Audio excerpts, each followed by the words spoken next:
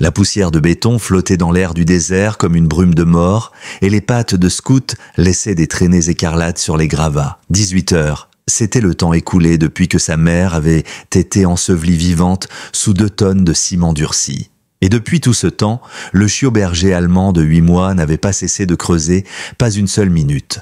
Ses griffes minuscules grattaient la surface implacable avec la régularité désespérée d'un cœur en train de s'éteindre.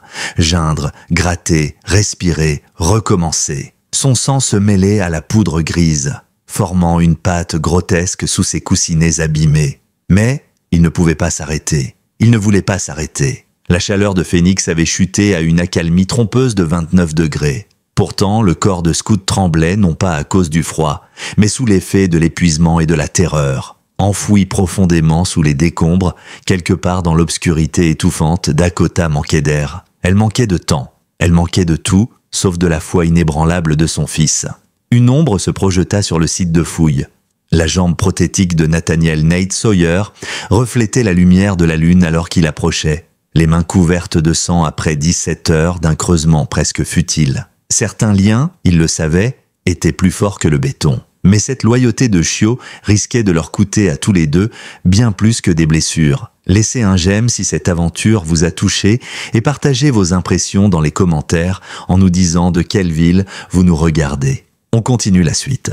6 mois plus tôt, Nathaniel Sawyer était un autre homme. Le genre d'ingénieur militaire capable de désamorcer un explosif improvisé avec des mains stables et de calculer les charges portantes d'un bâtiment comme d'autres récite l'alphabet. Le genre d'homme qui avait reçu 3 décorations et le respect sans faille de son unité de Marines en Afghanistan, avant que l'explosion d'un engin piégé ne transforme sa jambe gauche en un mélange de métal tordu et d'os fracassés. Avant que la médaille de cœur violet, censée incarner son courage, ne devienne un rappel glacé de tout ce qu'il avait perdu. À 28 ans, Nate survivait désormais dans une caravane cabossée, un vieil Airstream posé dans le parc résidentiel Desert Breeze, aux abords de Phoenix.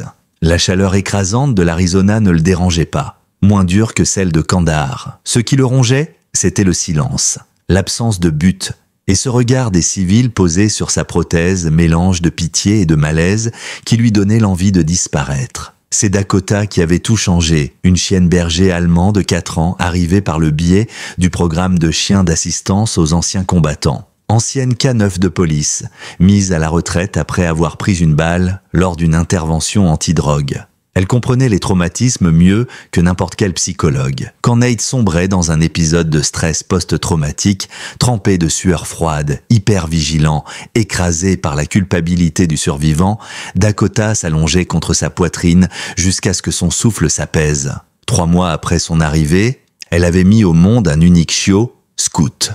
Le vétérinaire avait recommandé de trouver une famille d'accueil, mais Nat en avait été incapable. Comment séparer cette petite boule de poils aux yeux d'ambre intelligents, capable de sentir ses émotions avant même qu'il ne les reconnaisse lui-même? Scout devait devenir un futur chien d'assistance, mais pour l'instant, il préférait courir après les lézards du désert plutôt que d'apprendre les ordres de base. Tous les 3 formaient une famille inattendue sous le soleil brûlant du désert. Nat les emmenait marcher le soir quand la lumière déclinait dans ces chantiers abandonnés qui parsemaient la périphérie de Phoenix. Des projets immobiliers luxueux stoppés net par la crise. Des squelettes de béton dressant leurs colonnes de fer rouillées contre le ciel. Dakota adorait inspecter ces lieux déserts, ses instincts de K9 toujours en éveil, flairant des odeurs que Nat ne percevait pas. L'un des promoteurs derrière ces projets inachevés s'appelait Robert Bobby Carver, un entrepreneur d'une 40aine d'années qui avait fait fortune grâce à l'essor de la construction en Arizona. Quand ils se croisaient, il avait toujours une bouteille d'eau fraîche à offrir et un mot de sympathie. « Faites attention là-dedans », répétait-il souvent, son visage marqué par les années plissées d'inquiétude. Ces chantiers ne sont pas sûrs, surtout quand le soleil se couche. Nate appréciait ces attentions. Dans un monde où les vétérans avaient trop souvent l'impression d'être oubliés, ces petites marques de considération comptaient. Bobby allait même jusqu'à lui proposer parfois des missions de conseil légères sur des fondations ou des structures, rien d'épuisant, juste assez pour lui rappeler qu'il avait encore une expertise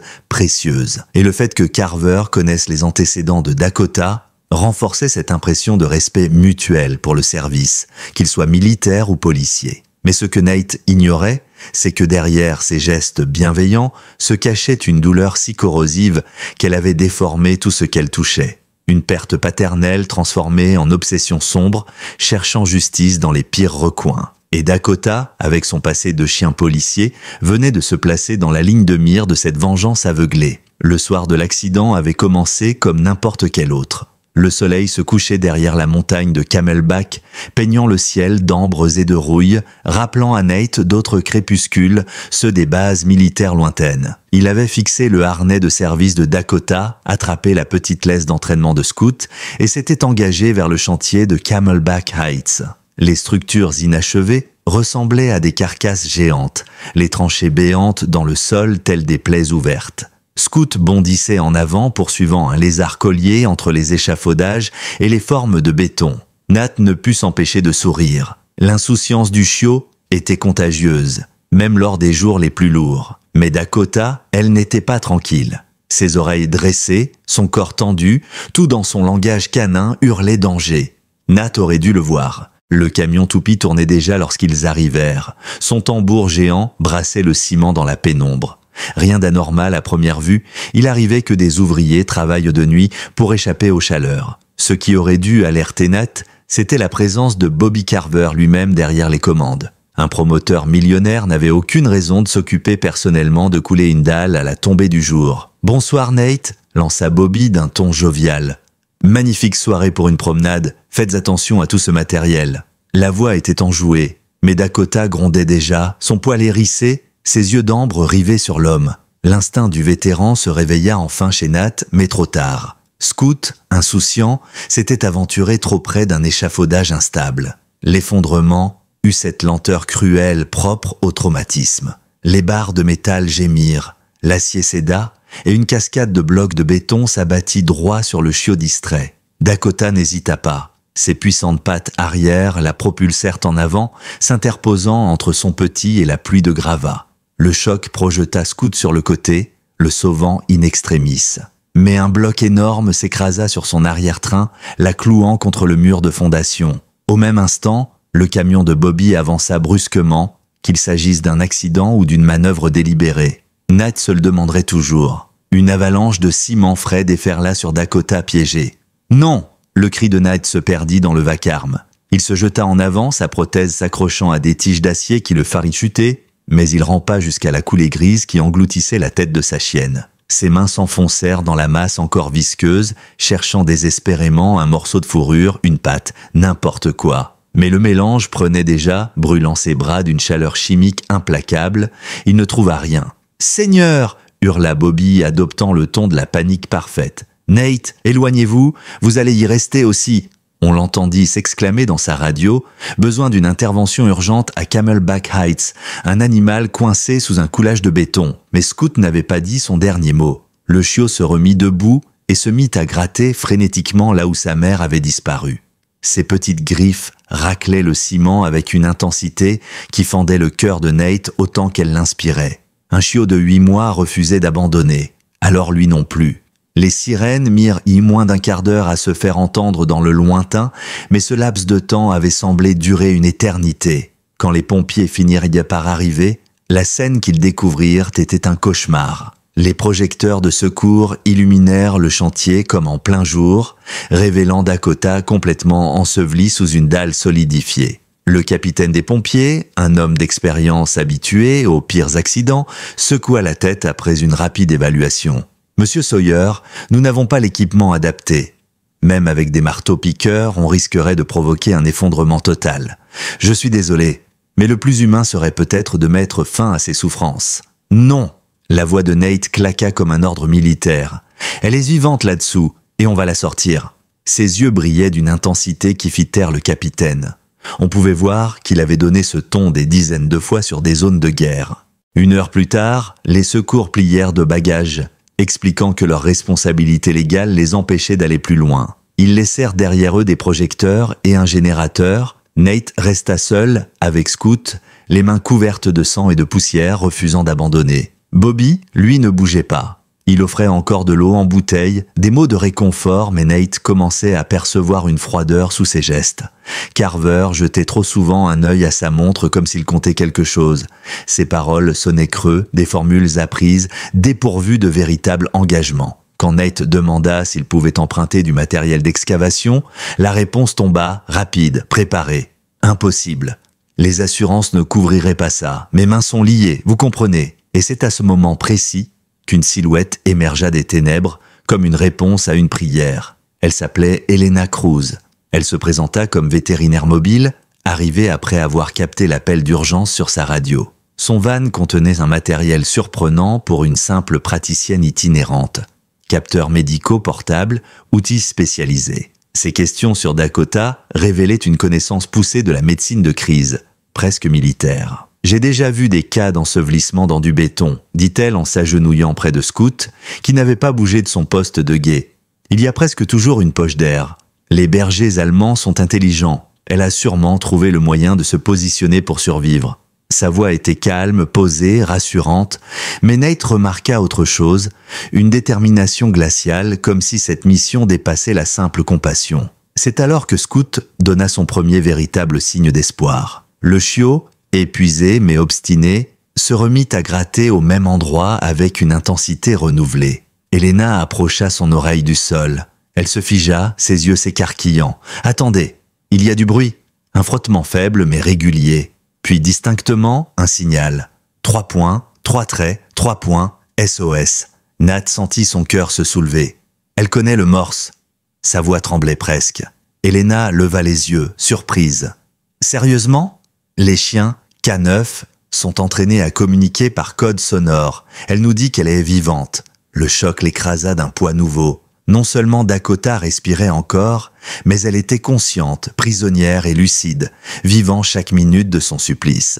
Bobby, lui, ne partagea pas leur soulagement. Au lieu de s'animer, son visage s'assombrit. Une expression fugace, comme de la déception, traversa ses traits. Il se reprit vite, reprenant son ton habituel. « Vous vous bercez d'illusions. Le béton est figé. Creuser risque de tout effondrer. Vous allez la tuer pour de bon. » Mais Nate, galvanisé par les coups de griffe de Scout et les signaux de Dakota, répliqua d'un ton sec. « Et ne rien faire la condamnera à coup sûr. » Elena trancha net. « J'ai un radar pénétrant dans mon van. On peut cartographier la cavité avant de creuser. Minimiser les risques. » Nate trouva ça étrange pour une vétérinaire, mais à ce stade, il n'avait pas le luxe de refuser. Tandis qu'elle installait ses instruments, il observait Bobby. Trop de détails clochés. Il connaissait la durée précise de prise du ciment, indiquait les zones les plus fragiles comme s'il les avait étudiées, et ses objections semblaient préparées. Il s'assit près de Nat, son ton mielleux. « Vous savez, j'avais un chien autrefois, berger allemand comme le vôtre. Je l'adorais. Quand je l'ai perdu, je me suis demandé si ce n'était pas plus doux pour lui de partir vite, plutôt que de le voir souffrir. » Ces paroles glacèrent Nat, mais il n'eut pas le temps de répondre. Elena se redressa, son visage illuminé par un nouvel espoir. « Voilà, il y a bien une cavité, environ 90 cm par 60, à un peu plus d'1 mètre de profondeur. Et il y a du mouvement dedans. » Scout s'excita, aboyant avec vigueur, creusant de plus belle. Nate sentit une bouffée d'adrénaline. Dakota vivait, mais au même instant, un détail fit tout basculer. Le téléphone de Bobby se mit à sonner. La mélodie n'était autre que Taps, l'air funèbre militaire joué aux enterrements de soldats. À l'instant où la sonnerie résonna, le bruit de grattement de Dakota cessa net. Nat comprit alors que rien dans cette nuit n'était un hasard. Elena croisa son regard. Dans ses yeux, une alerte claire, ils étaient tombés dans quelque chose de bien plus sinistre qu'un accident. Les heures qui suivirent furent un cauchemar méthodique. Sous les projecteurs, Elena et Nate creusaient centimètre par centimètre, utilisant des outils improvisés, des scalpels vétérinaires, des leviers de fortune. Bobby allait et venait, prétextant vérifier d'autres sites, revenant toujours avec des informations qui sapaient leur morale. Les pompiers rappellent, disait-il, ils affirment qu'il y a des poches de gaz. Si vous continuez, vous risquez une explosion. Et curieusement, son téléphone n'avait jamais de réseau lorsqu'on lui demandait de passer un appel direct. Elena travaillait avec l'intensité d'une chirurgienne, mais Nate commençait à remarquer les incohérences. Son matériel était trop pointu, sa maîtrise du béton trop précise, et ses questions sur le passé de Dakota trop ciblées. Finalement, il lâcha « Vous n'êtes pas qu'une vétérinaire ». Elle marqua une pause, juste une fraction de seconde. « Ce soir, je suis exactement ce qu'il faut que je sois. » Sa voix resta posée, mais ses yeux trahirent un poids lourd. Dakota n'est pas la première, il y a eu d'autres chiens policiers, dans 3 États différents, tous morts sur des chantiers, toujours dans des accidents liés à du béton. L'agence ne croit pas aux coïncidences. Nat se figea. L'agence? Elena soupira. FBI. Le mot claqua comme un couperet, la vérité l'écrasa. Dakota n'avait pas été victime d'un accident. Elle était devenue l'appât dans une enquête fédérale visant Carver. On avait attendu qu'il frappe de nouveau pour le piéger. Nate sentit une rage sourde l'envahir. « Vous avez utilisé ma chienne comme piège. » Elena serra la mâchoire. On avait besoin de preuves. La suspicion ne suffit pas. Il fallait qu'il agisse. En sacrifiant ma famille, la colère de Nate montait en flèche et Scoot, inquiet, vint se coller contre sa jambe gémissant doucement. Avant qu'Elena ne puisse répondre, la voix de Bobby résonna à travers l'ombre. « Tout va bien par ici ?» On dirait que ça discute fort. Son ton était toujours jovial, mais son regard avait changé. Il ne jouait plus l'ami compatissant. C'était autre chose, un prédateur sûr de son avantage. Nat ramena Scoot contre lui d'un geste protecteur. Et il sut, si Elena disait vrai, alors le chiot aussi était en danger. Le sourire de Bobby ne montait pas jusqu'à ses yeux. Il s'approcha tranquillement, les mains dans les poches. « Vous savez, Nate, j'ai réfléchi. Cela fait bientôt 12 heures qu'elle est là-dessous. Même si vous réussissez à la sortir, son corps aura subi trop de traumatismes. Peut-être que le geste le plus tendre serait de... » Ne finissez pas cette phrase. La voix de Nate résonna avec une autorité glaciale, ce ton qui avait jadis arrêté net des hommes armés sur des zones de guerre. Bobby pencha la tête, presque amusé par cette réaction. « Je suis seulement réaliste », mais ces mots transpiraient une jubilation malsaine. Au même instant, l'appareil d'Elena émit un bip strident.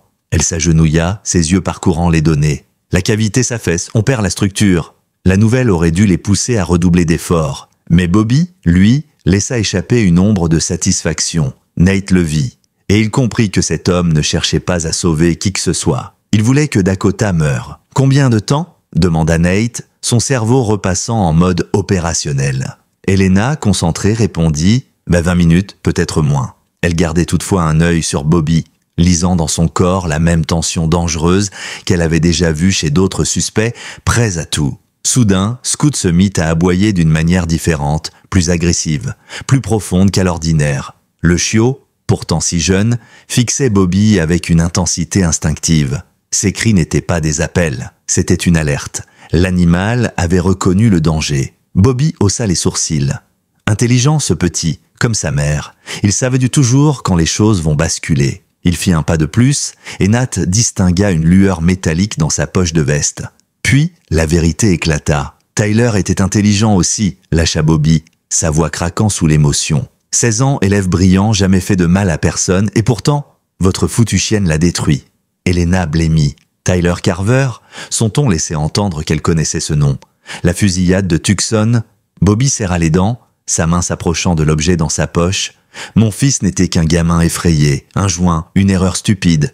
Et à cause de ce chien, les flics ont fouillé, découvert plus, et ça a fini dans un bain de sang. On m'a rendu mon garçon dans un cercueil. Les pièces du puzzle se mirent en place dans l'esprit de Nat. Dakota avait été le K9 qui avait déclenché la chaîne d'événements menant à l'arrestation, puis à la mort du fils de Bobby. Ce n'était pas du hasard. C'était une vengeance préparée, chirurgicale. Les yeux de Bobby se remplirent d'une haine brute.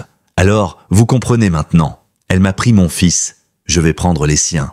Son regard glissa vers Scoot. Dans ce regard, Nate lut la promesse du meurtre. Elena réagit aussitôt, sortant son arme avec une fluidité de professionnel. « Agent fédéral, déposez immédiatement votre arme. » Sa voix fendit la nuit comme une lame, mais Bobby, loin de reculer, laissa enfin apparaître le revolver qu'il cachait. « Mon garçon est mort à cause de cette plaque et de ce chien. Chaque K9 qui meurt est un pas vers la justice. » Tout se déroula en une seconde. Nate, mu par un instinct plus rapide que sa douleur, se jeta de côté, attrapa Scoot et le projeta hors de la ligne de tir.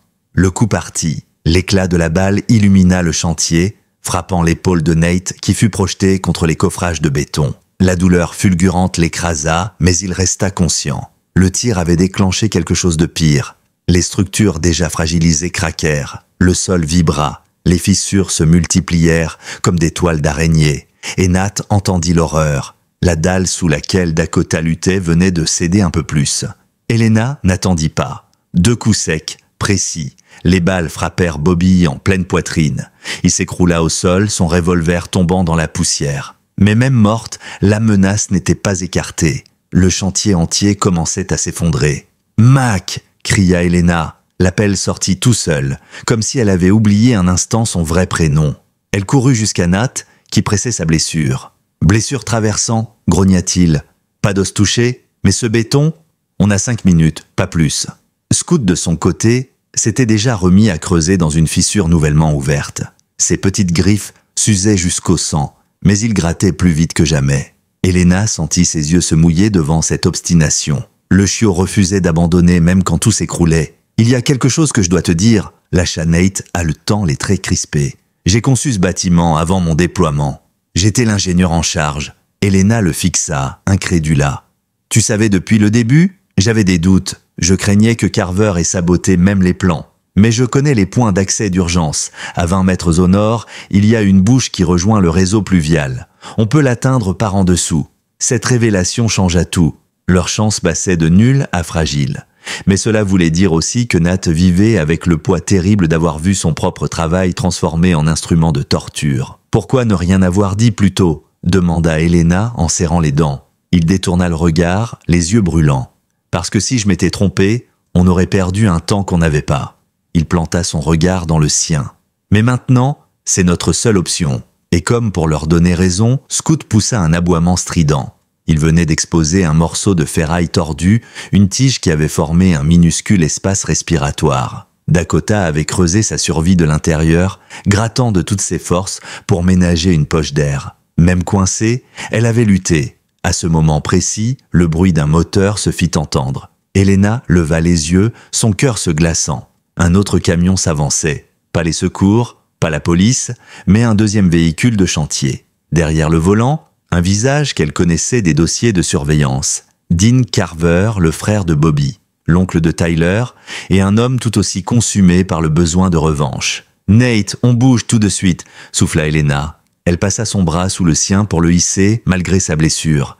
Leurs jambes s'élancèrent vers le nord, là où Nate affirmait que se trouvait l'accès. Scout, les oreilles basses, poussa un gémissement déchirant en voyant qu'il s'éloignait de Dakota. Mais quand Nate l'appela, le chiot choisit, à contre-cœur, de suivre. Ses petites pattes ensanglantées laissèrent des marques rouges sur le sol. Ils atteignirent enfin la trappe, dissimulée sous une dalle de béton. Elena utilisa sa lampe tactique. Un boyau humide s'ouvrait sous leurs pieds, une bouche qui donnait sur un tunnel inondé par endroits. Mais ce qu'elle vit la fit jurer, des débris, placés intentionnellement pour obstruer le passage. Bobby avait prévu le coup. « Ça va être étroit », prévint Nat. « Avec ma prothèse, je risque de rester coincé. » Elena inspira profondément. « Alors j'y vais seule. Tu me guides, toi et Scout. » Mais avant qu'il ne puisse l'empêcher, le chiot bondit tête la première dans le conduit. Sa petite silhouette disparut dans l'ombre, ses aboiements résonnant à travers le réseau de tunnels. « Scout !» cria Nate, sa voix tremblant de douleur. Mais le chiot n'écouta pas. Il suivait son instinct, son odeur, son amour. Il allait vers sa mère. Elena serra son arme, ses yeux rivés sur la noirceur du tunnel. Elle savait qu'ils n'avaient plus le choix. Leurs ennemis étaient au-dessus, leurs alliés sous terre. Et quelque part dans cette masse de béton, une mère se battait encore pour vivre assez longtemps pour revoir son fils. L'entrée du tunnel ressemblait à une tombe de béton. Elena y rampa, lampe fixée à son poignet, respirant l'odeur d'eau stagnante et de poussière. Chaque mouvement résonnait dans ce boyau étroit. Devant elle, les aboiements étouffés de Scout rebondissaient contre les parois, guidant sa progression. Elle avançait à genoux, puis à plat ventre, ses doigts effleurant les flaques d'eau glacée, ses coudes s'écorchant sur les aspérités. L'air manquait déjà.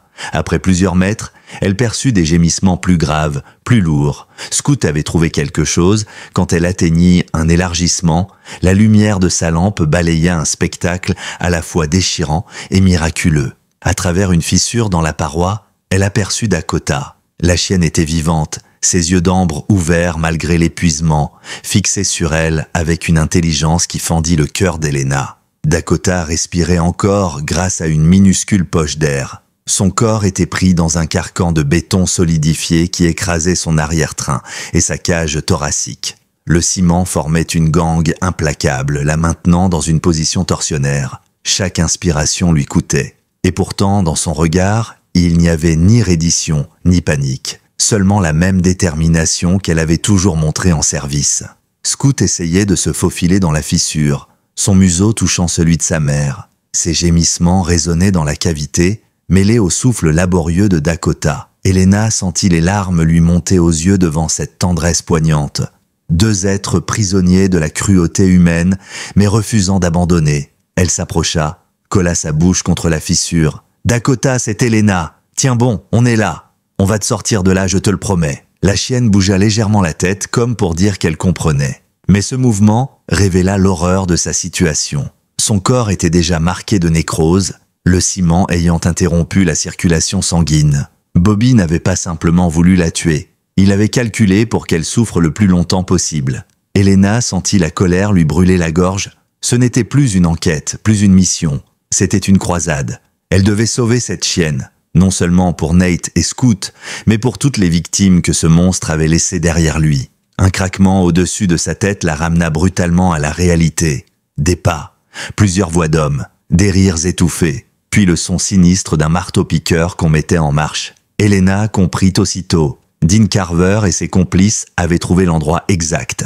Ils s'apprêtaient à faire s'écrouler la section entière. Elle activa sa radio. « Nate, ils sont juste au-dessus. Ils vont utiliser un marteau-piqueur pour tout faire tomber. » La voix de Nate grésilla dans son oreillette, douloureuse mais lucide. « Alors il faut agir maintenant. Tu n'auras pas une deuxième chance. » Helena observa Dakota. La chienne fixait Scout avec une intensité presque surnaturelle et celui-ci répondit par une série d'aboiements courts et pressants. C'était comme un dialogue codé, une langue instinctive entre une mère et son petit. Dakota remua faiblement, ses muscles tendus malgré la douleur. Elle préparait quelque chose. Soudain, le marteau-piqueur rugit au-dessus d'eux. La poussière tomba en pluie fine. Scout se mit à hurler, comme s'il savait que c'était la fin. Mais au même moment, Dakota fit un mouvement impossible.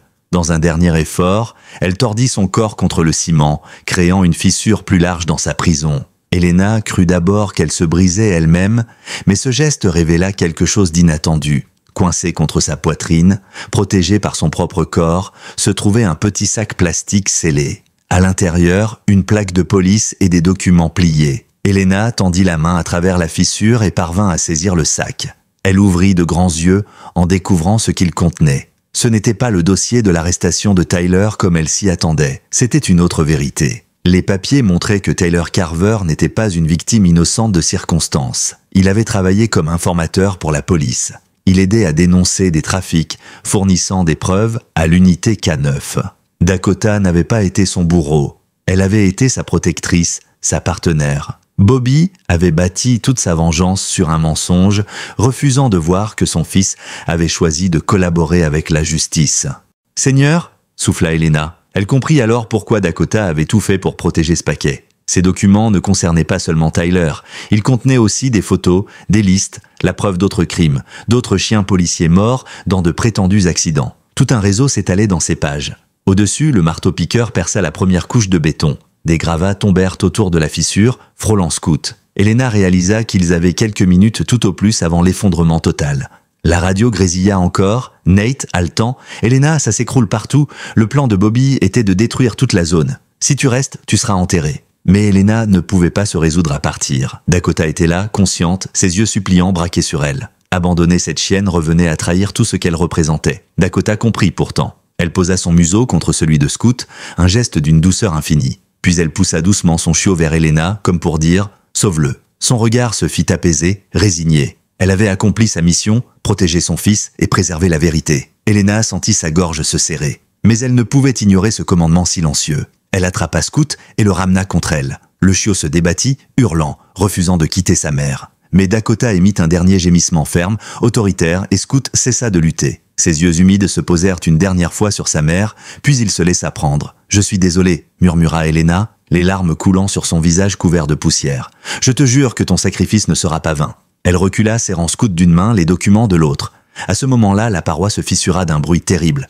Le sol vibra comme si la terre elle-même rugissait. La cavité de Dakota commençait à s'effondrer. Elena recula précipitamment dans le tunnel. Nat apparut devant elle, livide, mais debout malgré sa blessure. Il avait forcé sa propre route pour la rejoindre. « Donne-moi les preuves », ordonna-t-il. « Je connais un passage secondaire. » Elle lui remit le sac sans discuter. Il activa un mécanisme dissimulé dans une paroi, révélant un panneau d'accès qu'il avait conçu des années plus tôt. « Par là !» cria-t-il. « C'est notre seule chance. » Elena, portant Scout, le suivit dans le boyau étroit. Mais son cœur resta brisé derrière elle, là où Dakota rendait son dernier souffle dans un silence héroïque. Ils avancèrent à travers le réseau souterrain, Nate guidant chaque tournant comme s'il avait les plans sous les yeux. Scout, tremblant mais vivant, se pressait contre la poitrine d'Elena. Derrière eux, le vacarme de l'effondrement montait comme une tempête, avalant le chantier entier. Ils émergèrent enfin par une bouche d'évacuation, 3 pâtés de maison plus loin. Le ciel nocturne s'ouvrit au-dessus d'eux. Dans leur dos, un grondement sourd secoua l'air. Camelback Heights s'effondrait, ensevelissant Dean Carver et ses complices sous leur propre piège. Elena se tourna vers Nate, haletante,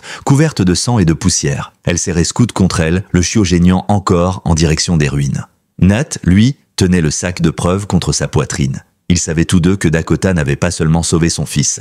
Elle avait sauvé des dizaines d'autres chiens, des dizaines de familles. Le sacrifice d'une mère venait de démanteler une conspiration. Et ce soir-là, dans le désert d'Arizona, l'amour avait été plus fort que le béton. Les sirènes déchirèrent enfin la nuit, des gyrophares se reflétaient sur les façades désertes à mesure que les véhicules de secours envahissaient la zone. Mais il était trop tard pour Camelback Heights. Le chantier s'était effondré comme un château de cartes, avalant dans un grondement titanesque les complices de Bobby et tout ce qu'ils avaient préparé. Elena, haletante, gardait Scout serré contre elle. Le chiot tremblait, ses pattes ensanglantées, laissant des traces rouges sur ses vêtements. Nate, livide, s'appuyait contre la paroi de la bouche d'égout, le sac de preuves plaqué contre sa poitrine. Ses yeux fixaient encore l'horizon où s'élevait un nuage de poussière grise, comme si son cœur s'était effondré avec les blocs de béton. Dakota était partie, mais son sacrifice avait ouvert une brèche plus grande que n'importe quel tunnel. Elle avait protégé les preuves, préservé son chiot et démasqué une conspiration qui dépassait tout ce que Nat et Elena avaient imaginé. Quand les agents fédéraux arrivèrent sur place, armes dégainées, Elena leva une main ensanglantée pour s'identifier. « Agent Cruz, FBI, suspect neutralisé. Preuve en ma possession. » Sa voix était ferme, mais ses yeux trahissaient la fatigue et le deuil. L'un des agents l'aida à se redresser, jetant un regard inquiet vers Nat. Lui, civil, vétéran des Marines, blessure par balle, mais c'est grâce à lui si nous sommes vivants. Nate serra Scout plus fort contre lui. Le chiot gémissait encore, les oreilles basses, comme s'il cherchait encore la présence de sa mère. Le vétéran sentit ses propres larmes lui brûler les yeux, mais il les retint. Pas maintenant, pas devant tout ce monde. Il savait que sa douleur aurait le temps de l'écraser plus tard, quand le silence reviendrait. 6 mois plus tard, l'Arizona avait retrouvé ses couleurs brûlantes. Le soleil tapait fort sur le nouveau centre de Loyal Hearts Service Dogs, l'association que Nate avait créée après le drame. Là où s'était terminée une histoire de vengeance, une autre avait commencé, une histoire de guérison. Sur le terrain d'entraînement, Nate donnait un cours à un groupe de vétérans. Sa voix avait retrouvé une assurance qu'il croyait perdue depuis l'Afghanistan. Ordre de rappel, talon. À ses côtés, un berger allemand au pelage brillant et au regard d'ambre s'exécuta avec une précision presque militaire. Scout, désormais adulte, portait le harnais officiel d'un chien de thérapie certifié. Le voir évoluer sur ce terrain était bouleversant. Le chiot maladroit, obsédé par les lézards du désert, était devenu un symbole de résilience. Il ne se contentait pas d'obéir. Il semblait anticiper. Quand un vétéran crispait les épaules sous une poussée d'angoisse, Scout s'approchait doucement, posait son museau contre sa main et attendait. Ce n'était pas de l'entraînement, c'était de l'instinct que forgé par son propre passé. Elena, désormais vétérinaire en chef du centre, observait la scène depuis l'ombre d'un porche. Elle avait quitté le FBI peu après la conclusion de l'enquête. Les preuves trouvées dans le sac que Dakota avait protégé avaient permis de démanteler un réseau entier. 17 arrestations, 4 États impliqués, des dizaines de chiens policiers vengés. Les médias avaient couvert l'affaire pendant des semaines, évoquant le courage d'une chienne sacrifiée et la résilience d'un chiot qui avait refusé d'abandonner. Mais pour Elena, il n'y avait rien de glorieux. Juste le souvenir de ce regard d'ambre, calme et résolu, que Dakota avait posé sur elle au moment de son dernier souffle. C'était ce regard qui l'avait poussée à quitter l'agence. Elle avait compris que son rôle n'était plus derrière un bureau d'enquête, mais ici, auprès de ceux qui portaient leurs cicatrices invisibles. Le centre Loyal Hearts était né de cette décision. Une structure unique, sauver des chiens abandonnés ou en fin de carrière, les former et les confier à des vétérans ou à des civils brisés par leur propre traumatisme. Les chiens et les humains se réparaient mutuellement. Nate, qui avait longtemps cru que son utilité était morte dans le sable afghan, avait trouvé une nouvelle mission. Et Scout en était le cœur battant. Le procès des complices de Bobby Carver avait été éprouvant. Pendant des semaines, les audiences s'étaient enchaînées, révélant des détails toujours plus sombres. Carver utilisait ses chantiers pour blanchir de l'argent lié au trafic de drogue. Et dans son délire vengeur, il avait transformé ces mêmes sites en pièges pour éliminer les chiens qui menaçaient ses affaires. Mais le plus difficile à entendre fut la vérité sur Tyler. Le fils de Bobby n'avait pas été une victime innocente d'un hasard cruel. Il avait choisi. Le jeune homme collaborait avec la police, transmettant des informations qui auraient pu faire tomber tout le réseau de son père. Le jour de sa mort, il courait pour prévenir ses handlers d'une embuscade. Il n'avait pas fui la justice, il l'avait servi. Cette révélation renversa toute la narration que Bobby avait bâtie. Son chagrin s'était nourri d'un mensonge, et dans son aveuglement, il avait massacré ceux qui avaient tenté de protéger son fils. Les photos retrouvées dans le sac de Dakota furent déterminantes. On y voyait des chiens K9 morts dans des conditions identiques, posés comme des trophées macabres. Ces images, protégées au péril de sa vie par une chienne prisonnière de béton, réduisirent à néant la défense des accusés. Quand Helena témoigna à la barre, sa voix resta stable. Elle raconta la nuit de l'effondrement, les aboiements de Scout, le morse de Dakota, le sacrifice. Mais quand elle évoqua le moment où la chienne avait poussé son chiot vers elle, même les juges détournèrent les yeux. Le verdict fut implacable. Peine fédérale lourde, plusieurs condamnations à perpétuité. La conspiration Carver venait de s'enterrer elle-même. Le jour de la cérémonie de certification de Scout, une foule s'était rassemblée sous le ciel clair. Des vétérans, des policiers, des familles, tous venus voir un chiot devenu symbole. Nate se tenait droit, son épaule encore marquée par la cicatrice de la balle de Bobby. À sa gauche, Helena portait la veste brodée du centre, son badge vétérinaire accroché comme une nouvelle identité. 6 mois plus tôt, dit Nate d'une voix forte, ce chien a vu sa mère se sacrifier pour sauver sa vie et protéger des preuves vitales. Aujourd'hui, il devient officiellement chien de thérapie, prêt à aider d'autres guerriers à retrouver la paix. Scout avança, harnais sur le dos, tête haute. La foule applaudit. Dans les premiers rangs, des vétérans essuyaient discrètement leurs yeux. Tous voyaient en lui non seulement un compagnon, mais la preuve que de la souffrance pouvait naître la guérison. Près de la clôture, un homme s'approcha timidement. C'était Thomas Carver, le frère cadet de Bobby, l'oncle de Tyler. Son visage portait le poids de la honte et du deuil. Il tendit la main vers Nate. « Je ne peux pas réparer ce que mon frère a fait, mais je veux que vous sachiez. Tyler aurait été fier de ce que vous construisez ici.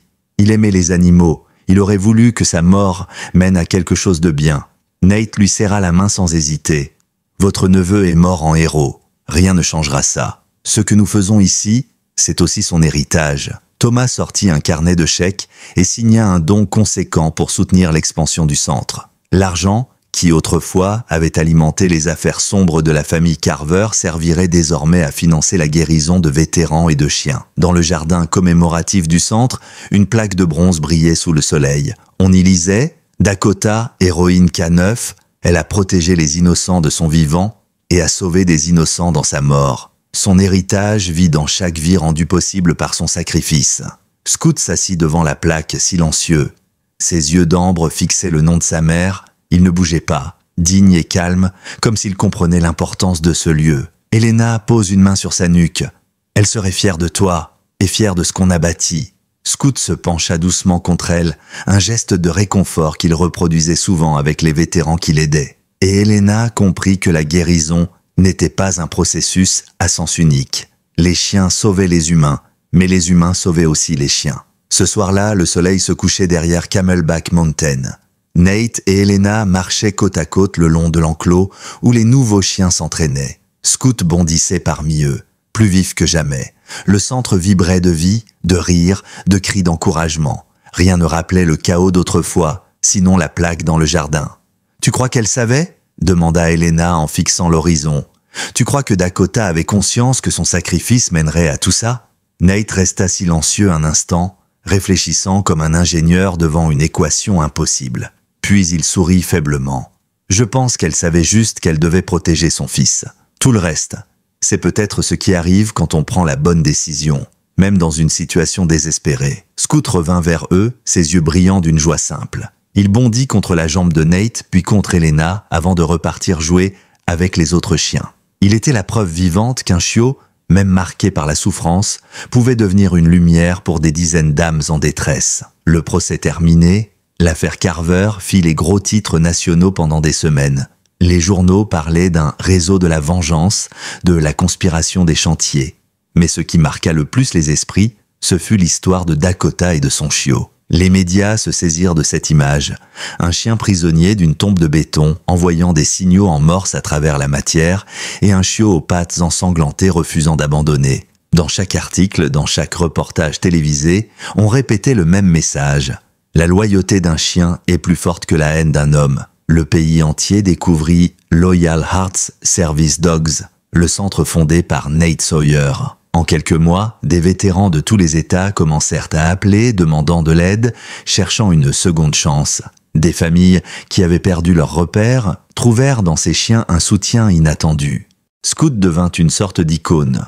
Pas parce qu'il était parfait, mais parce que son histoire incarnait l'imperfection surmontée. Dans chaque reportage, on rappelait qu'il n'avait jamais été destiné à devenir un chien modèle. C'était un chiot maladroit, plus intéressé par les lézards du désert que par les ordres de rappel. Et pourtant, quand tout avait basculé, c'était lui qui avait tenu bon, lui qui avait refusé de quitter l'endroit où sa mère était ensevelie, lui qui avait aboyé jusqu'à ce qu'on entende. Nat voyait en lui un reflet, un être brisé qui avait refusé de rester au sol. Son propre parcours lui ressemblait, un marine amputé, persuadé d'avoir perdu son utilité, qui avait trouvé une nouvelle mission au moment où il croyait avoir touché le fond.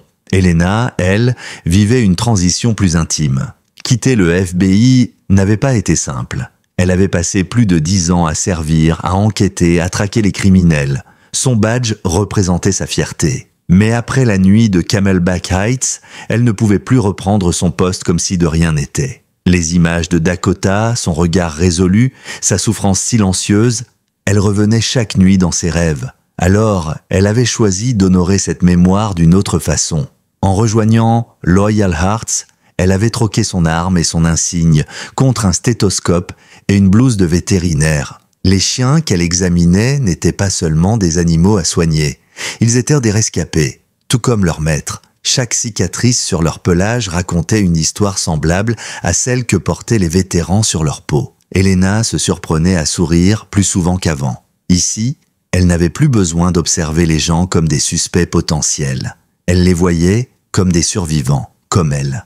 Et peu à peu, la dureté de son regard s'adoucissait. Le centre s'agrandit vite. Grâce aux dons et au soutien fédéral, Loyal Hearts put ouvrir de nouvelles ailes. Un espace de rééducation, des dortoirs pour vétérans en immersion et un terrain d'entraînement inspiré des méthodes militaires mais adapté à la thérapie. Chaque chien était associé à un vétéran et ensemble, ils passaient plusieurs semaines dans une sorte de camp de reconstruction. Scoot, lui, n'était pas seulement un chien parmi les autres. Il devint une figure de mentorat. Les nouveaux chiens semblaient le suivre naturellement.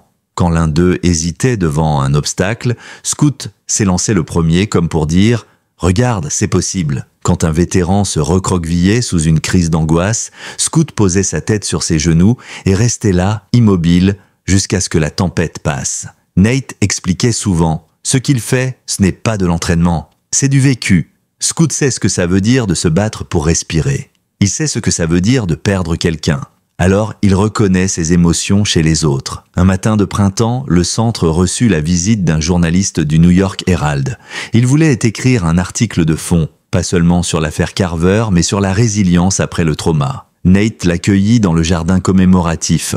La plaque en bronze de Dakota brillait sous le soleil. Le journaliste demanda « Vous croyez que les gens retiendront cette histoire ? Qu'elle comptera encore dans 5 et 10 ans ?» Nate posa sa main sur la plaque. « Oui. » Parce que ce n'est pas l'histoire d'un crime, c'est l'histoire d'une famille. Ce que Dakota a fait, chaque parent peut le comprendre. Et ce que Scoot a fait, chaque enfant aimerait le faire pour sa mère. Le journaliste hocha la tête, visiblement touché. Puis, il posa une question plus personnelle. « Et vous, monsieur Sawyer, vous sentez-vous guéri ?» Nat resta silencieux un long moment. « Guéri ? Non, on ne guérit jamais vraiment de ce qu'on a perdu. Mais on peut transformer la douleur. On peut en faire quelque chose qui aide d'autres à tenir debout. Et ça, c'est déjà beaucoup. Les semaines passèrent et Scout continua à impressionner. Certains vétérans racontaient qu'il apparaissait toujours au bon moment, comme s'il avait un sixième sens. Une nuit, un ancien soldat qui logeait au centre fit une crise de panique violente.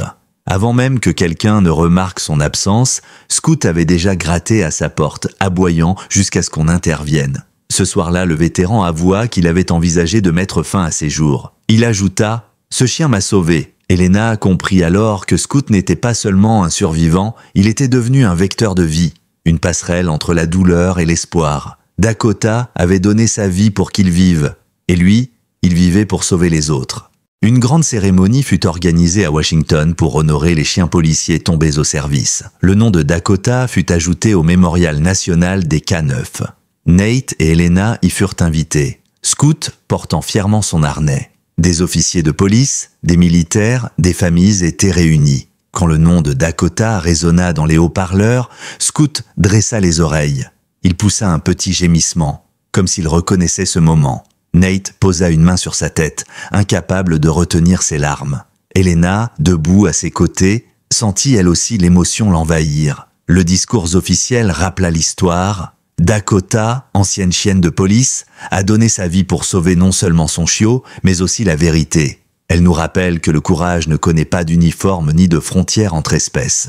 Les applaudissements éclatèrent, mais ce qui resta dans les mémoires, ce fut l'image de Scout assis bien droit, fixant le ciel, comme s'il attendait de voir sa mère réapparaître. De retour en Arizona, la vie reprit son cours. Mais pour Nate et Elena, rien n'était plus pareil.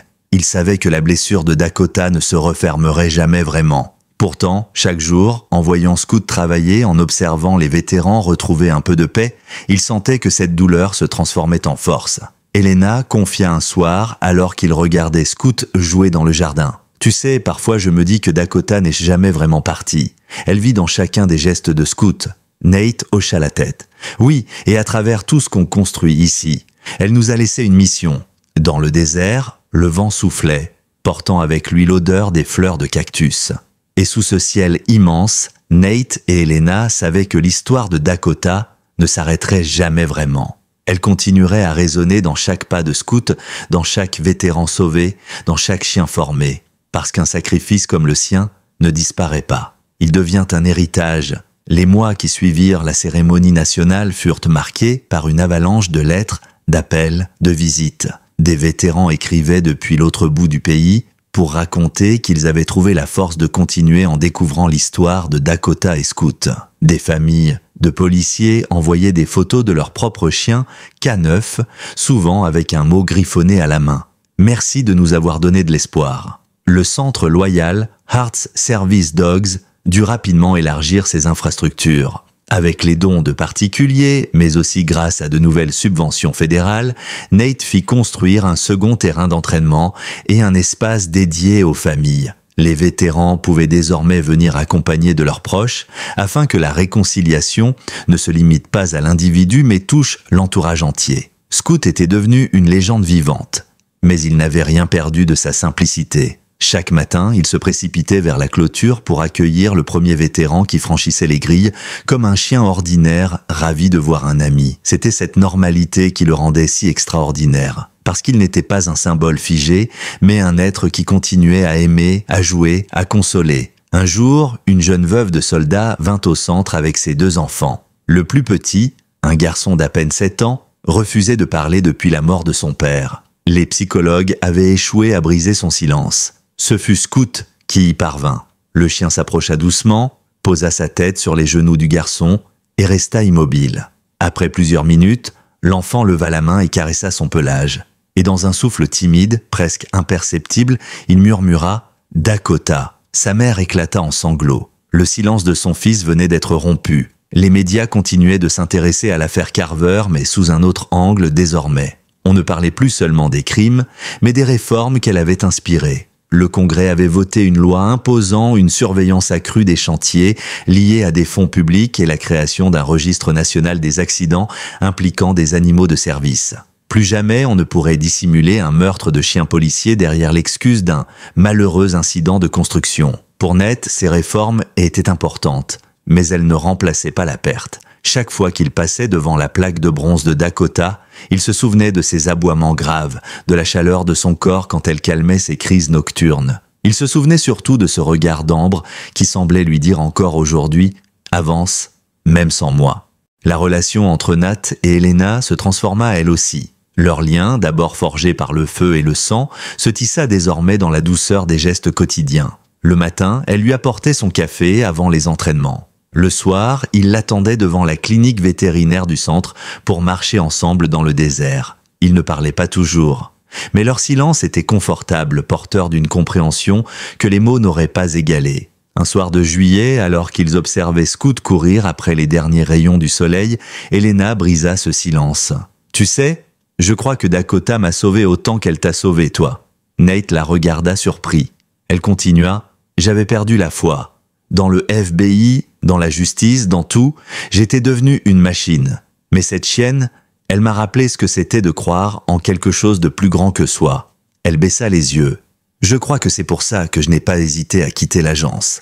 Parce qu'elle m'a donné une mission. » Nate posa une main sur la sienne. « Alors on continue cette mission ensemble. » Leurs regards se croisèrent, et cette fois, il n'y avait plus de barrière. Pas de culpabilité, pas de devoir militaire, juste deux âmes qui avaient survécu au pire et choisissaient de marcher côte à côte. Scoot, lui, ne changeait pas. Mais dans son attitude, on devinait parfois une sagesse étrange, presque humaine. Il semblait comprendre quand Elena et Nat avaient besoin d'un moment de réconfort. Il s'asseyait alors près d'eux, posant sa tête contre leur épaule comme un trait d'union entre deux cœurs encore fragiles. Un après-midi d'automne, un groupe d'écoliers visita le centre.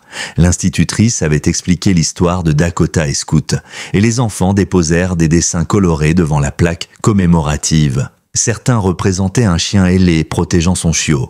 D'autres montraient un chantier transformé en jardin fleuri. Scoot observa longuement ces dessins, puis posa sa patte sur l'un d'eux comme pour l'approuver. Elena eut les larmes aux yeux.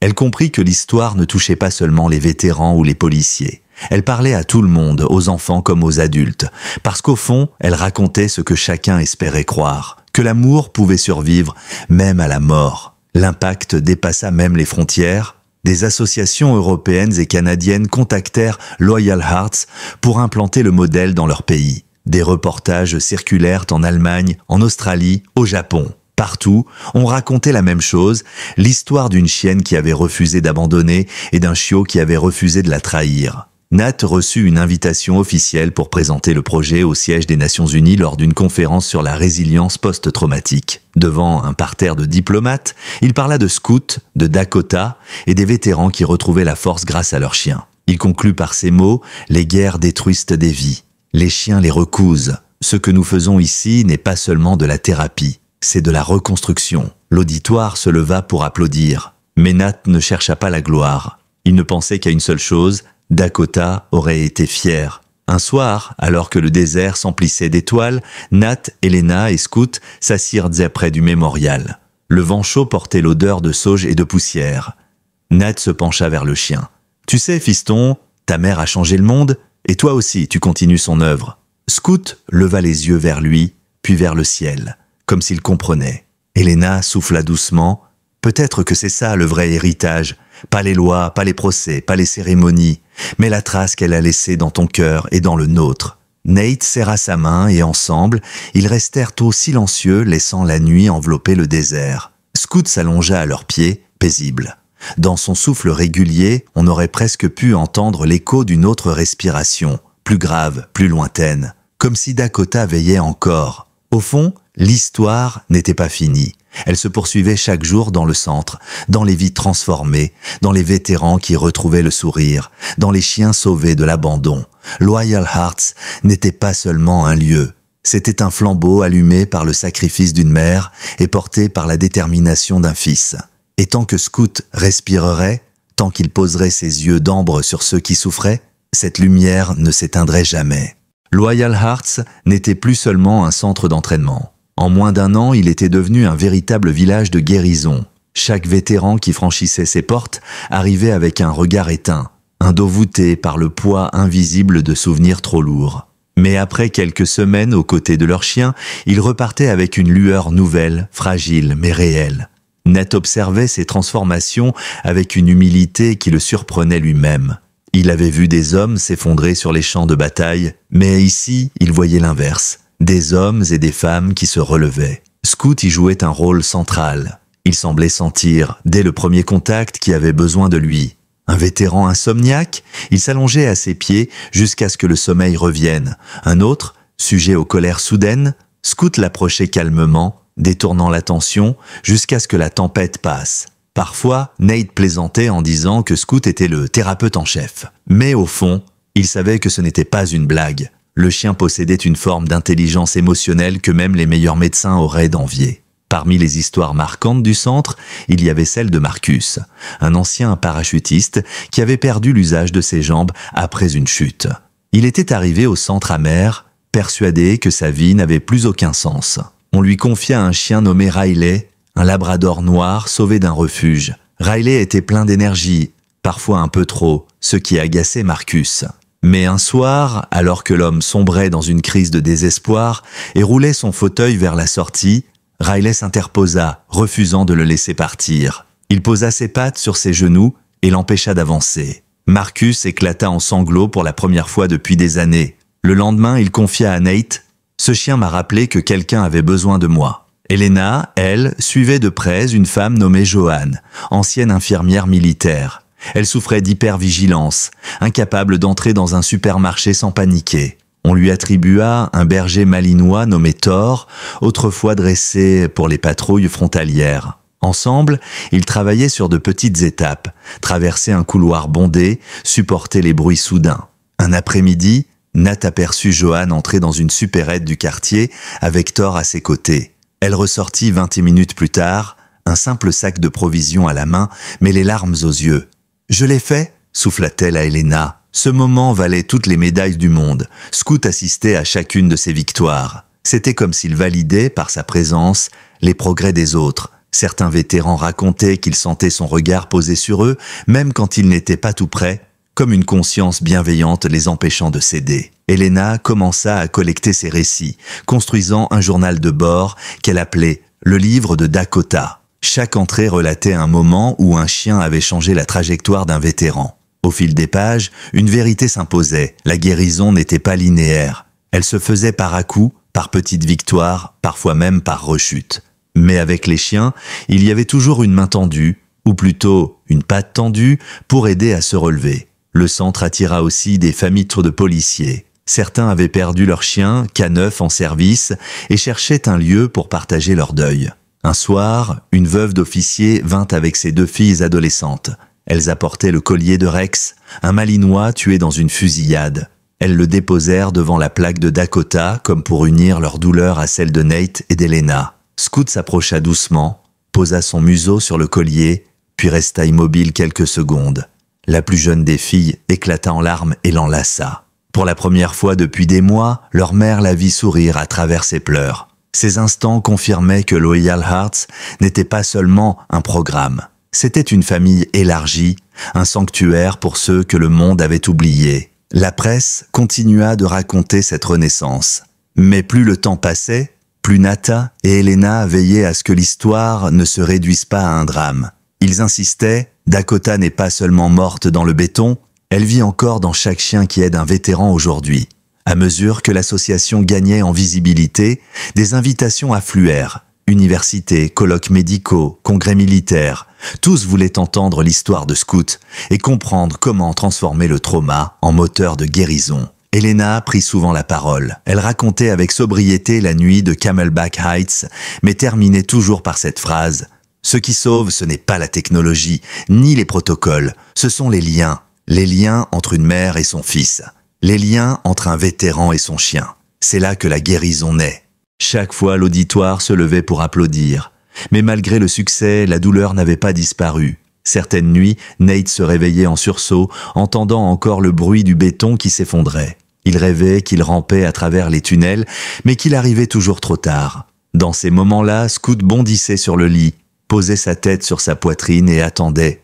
Et Nate, malgré la sueur froide, finissait par se rendormir. Elena aussi avait ses fantômes. Quand elle entendait un marteau-piqueur sur un chantier voisin, son cœur s'emballait. Mais au lieu de fuir, elle allait s'asseoir près de Scout. Et en le regardant respirer, elle se rappelait que même les pires sons pouvaient être domptés par la présence d'un allié. Un soir d'hiver, lors d'une veillée au centre, Nate prit la parole devant un groupe de nouveaux arrivants. Le feu de camp crépitait et Scout était allongé à ses pieds. « Beaucoup d'entre vous pensent que vous êtes se briser », dit Nate d'une voix grave. « Je le pensais aussi. Mais un chien m'a appris que la fracture n'est pas la fin. Parfois, c'est juste l'endroit où la lumière peut entrer. » Il désigna Scout. « Ce chien a perdu sa mère dans des conditions que je ne souhaite à personne. Mais il était là devant vous, debout. Pas parce qu'il a oublié, pas parce qu'il a guéri, mais parce qu'il a transformé sa douleur en force pour les autres. S'il lui peut le faire, alors vous aussi. » Le silence fut total. Plusieurs vétérans fixaient Scout avec un respect nouveau, comme s'ils voyaient en lui un maître plus qu'un compagnon. Le chien leva la tête, ses yeux d'ambre reflétant les flammes. Et à cet instant, chacun eut l'impression que Dakota elle-même écoutait autour du feu. Le désert continuait de porter l'écho de cette histoire. Chaque coucher de soleil rappelait à Nate et Elena le sacrifice qui avait tout déclenché. Mais chaque aube rappelait aussi que la vie continuait. Loyal Hearts grandissait, Scout mûrissait, et les vétérans trouvaient leur chemin. La mission de Dakota ne s'était pas achevée dans le béton. Elle s'était transformée en un courant invisible, un souffle qui poussait chacun d'eux à croire que, malgré tout, il existait une lumière après la nuit. Les années passèrent et Loyal Heart Service Dogs s'imposa comme un modèle unique dans tout le pays. Ce qui avait commencé comme un projet fragile, porté par un vétéran blessé et une ex-agent du FBI en quête de sens, était devenu un mouvement national. Des antennes furent ouvertes au Texas, en Floride, dans l'Ohio. Chaque centre portait en son cœur la même philosophie. Transformer la douleur en mission, le traumatisme en espoir. Partout, les histoires affluaient. Des vétérans brisés qui retrouvaient le sommeil grâce à leurs chiens. Des familles qui reprenaient une vie normale parce qu'un compagnon à quatre pattes apaisait les colères et les cauchemars. Des adolescents en deuil qui recommençaient à parler parce qu'un chien, simplement en posant sa tête contre eux, avait rouvert une porte que personne n'arrivait plus à franchir. Au centre principal de l'Arizona, la plaque de bronze de Dakota brillait toujours au milieu du jardin commémoratif. Les visiteurs s'y arrêtaient systématiquement, parfois en silence, parfois en racontant leur propre histoire. Certains la touchaient du bout des doigts, comme on touche un talisman. Pour beaucoup, Dakota était devenue plus qu'une chienne. Elle incarnait une vérité universelle, l'amour est plus fort que la mort. Scout, désormais adulte, portait cette vérité dans chacun de ses gestes. Son regard d'ambre rappelait celui de sa mère, mais sa démarche portait une assurance nouvelle. Il n'était plus le chiot apeuré qui grattait le béton jusqu'au sang. Il était un chien accompli, formateur, thérapeute, guide. Chaque fois qu'il posait sa patte sur la jambe d'un vétéran en crise, chaque fois qu'il courait aux côtés d'un enfant endeuillé, c'était comme si Dakota revivait à travers lui. Nate avait changé lui aussi. La cicatrice de son épaule ne disparaîtrait jamais, pas plus que le vide laissé par la guerre et la perte. Mais il avait appris à transformer ce vide en énergie. Quand il se tenait devant une nouvelle classe de vétérans et qu'il prononçait ces mots, « Vous n'êtes pas brisé, vous êtes en reconstruction », il croyait vraiment à ce qu'il disait. Parce qu'il avait vu de ses propres yeux que la reconstruction était possible. Elena, elle, trouvait une paix qu'elle n'avait jamais connue dans ses années d'agent fédéral. Le centre était devenu son foyer, et Nate sa famille. Ensemble, ils avaient bâti quelque chose qui survivrait à leurs propres existences. Elle avait longtemps cru que sa valeur résidait dans l'arrestation des criminels. Aujourd'hui, elle comprenait que son véritable rôle était d'empêcher les âmes de se perdre. Un matin, alors que le soleil se levait sur le désert, Nate, Elena et Scout se rendirent au jardin commémoratif. Ils n'étaient pas seuls. Une dizaine de vétérans, anciens et nouveaux, s'étaient rassemblés pour une cérémonie. Chacun tenait dans ses mains un collier, une médaille, une photo d'un chien tombé au service. Nate prit la parole. « Nous ne sommes pas ici pour pleurer », dit-il d'une voix ferme mais douce. « Nous sommes ici pour nous souvenir. » Chacun de ces chiens a donné plus qu'on ne pouvait attendre. Ils ont protégé, consolé, parfois même sauvé nos vies. Dakota en fait partie. Elle n'a pas seulement protégé son chiot, elle a protégé la vérité. Et à travers Scout, elle continue à protéger chacun de nous. Elena ajouta « La guérison n'est jamais simple. Mais chaque fois qu'un vétéran rit à nouveau, chaque fois qu'un enfant ose parler, chaque fois qu'un chien sauvé d'un refuge trouve une nouvelle mission, Dakota est là. » Un silence respectueux suivit. Puis, Comme s'il avait compris qu'on l'attendait, Scout s'avança vers la plaque. Il s'assit droit, leva le museau vers le ciel et poussa un long hurlement, grave et vibrant. Le son résonna dans le désert comme une prière, une ode à l'amour et au sacrifice. Plusieurs vétérans se mirent à pleurer. D'autres posèrent la main sur le chien, comme pour partager sa force. Dans les mois qui suivirent, une tradition naquit. Chaque fois qu'un nouveau chien était certifié comme animal de thérapie, la cérémonie se terminait devant la plaque de Dakota. Et invariablement, Scout venait s'asseoir là, comme pour passer le flambeau. Les familles les parlaient alors de l'esprit de Dakota, une présence invisible mais tangible qui guidait le centre. Pour Nate et Elena, ce rituel avait une valeur particulière. Ils savaient que la mémoire s'efface parfois avec le temps, que les histoires s'estompent. Mais ici, à Loyal Hearts, l'histoire de Dakota resterait gravée dans le bronze, mais aussi dans la chair et le cœur de tous ceux qui franchissaient ses portes. Un soir, alors que le soleil disparaissait derrière Camelback Mountain, Nate s'assit près du jardin avec Elena. Scout dormait à leurs pieds, paisible.